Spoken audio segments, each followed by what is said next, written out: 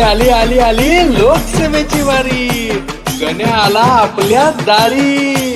बोला बोला बोला, कोण होणार सांगलीचा कारभारी? येऊन आलोय, कोण होणार पाटील पुढारी? आरा लाई सुर हाय नेत्यांची धडपड, आणि कोण राखतय सांगलीचा गड? कोण होणार पाटील पुढारी?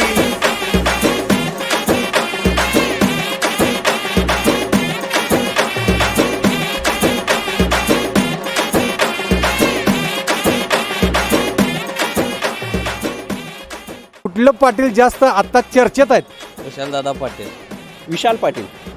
आता सध्या मस्त भाजप चालू आहे वातावरण, पण खासदार आता 10 वर्ष निवडून आले ते आले नाही इकडे जास्त मिरज सांगलीला. चंद्रहार पाटलांबद्दल नेमकं तुमचं मत काय? का दिसलाच नाही, काय उपयोग होत नाही. शिवसेनेचं काय सांगायचे, एक तर नगरसेवक आहे का काय आहे त्यांचं वातावरण. आली आली आली लोकसभेची वारी, गण्या आला तुमच्या दारी. बोला बोला, कोण होणार सांगलीचा कारभारी? आणि त्यासाठीच घेऊन आलोय, कोण होणार पाटील पुढारी? आरा लई चालली नेत्यांची धडपड, कोण राखतय सांगलीचा गड? हेच जाणून घेण्यासाठी महाराष्ट्र वृत्तदर्शन न्यूज आणि युवाग्राम 24 न्यूज प्रस्तुत, कोण होणार पाटील पुढारी? तर मंडळी, आता आपण आलोय मिरजेच्या ऐतिहासिक छत्रपती शिवाजी महाराजांच्या चौकात, आणि इथं आपण जाणून घेणार आहे लोकांची नेमकी काय मत आहेत आणि वारं कुठल्या दिशेनं वाहत आहे. चला मंडळी, या चौकामध्ये खास एकदम भजीचा घमघमाट सुटलाय बरं का, आणि हे भजी खायला आलेली मंडळी इथं जमले सगळी. बघूया आपण यांना विचारूया काय नेमकं वारं कुठल्या दिशेनं आहे. काय वाटतं तुम्हाला? 3 पाटील रिंगणात आहेत.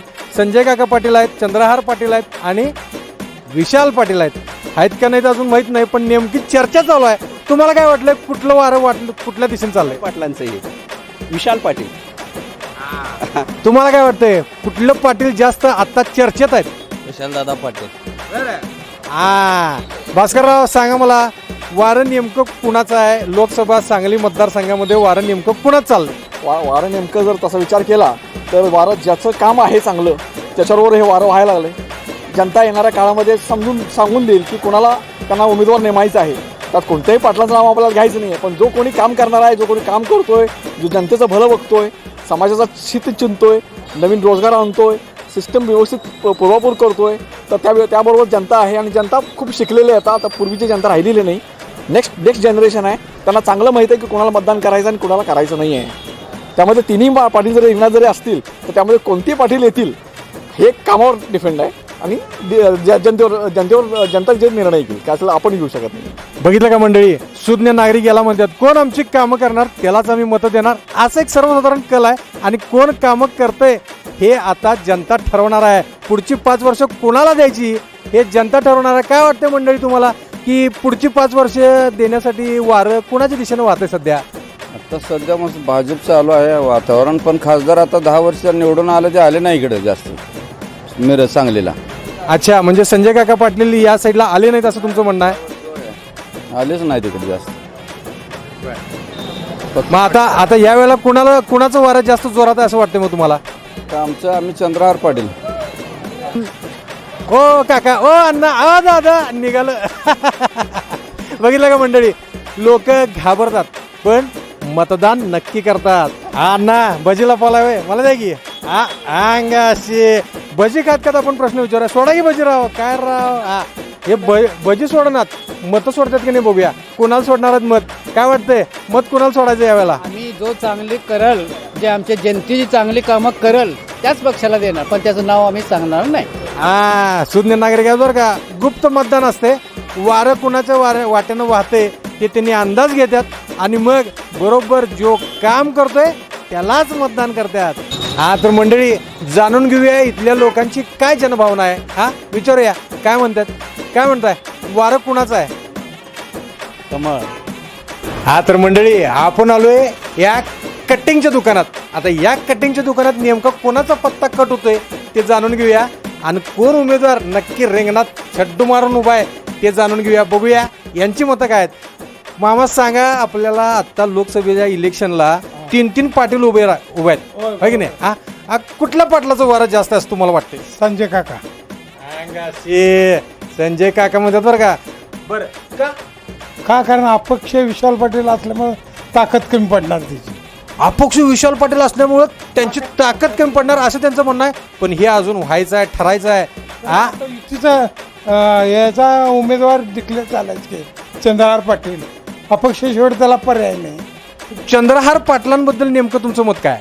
ते का दिसलाच नाही. कुस्तीपट्टू आहे ती. डबल केसरी.